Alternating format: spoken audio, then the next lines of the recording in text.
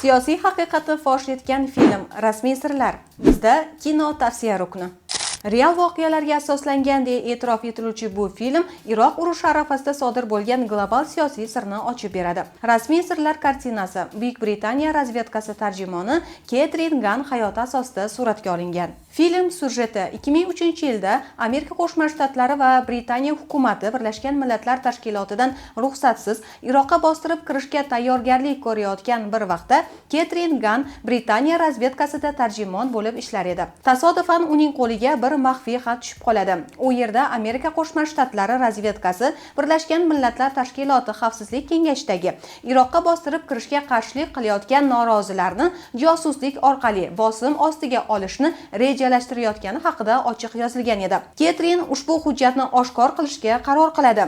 Bu jasoratli qadami uni sudgacha olib keladi. Unga qarshi davlat sirini oshkor qilish moddasi asosida jinoyat ishi qo'zg'atiladi. Eng keskin sahna aynan shu yerda. Ketrin sudda aybini tan olmaydi. Xo'sh, uning taqdiri qanday tugaydi? Bu sir dunyo davlatlaridagi siyosiy vaziyatga qanchalik ta'sir qiladi? Filmda Ketrin Gunn obrazini Keira Knightley ijro etgan. Kartina rejissyori Gavin Hood, ssenariy muallifi esa Georgiy Bernstein va Sara Bernsteindir. Film Ketrinning o'zi va jurnalistlar tashabbusi bilan suratga olingan.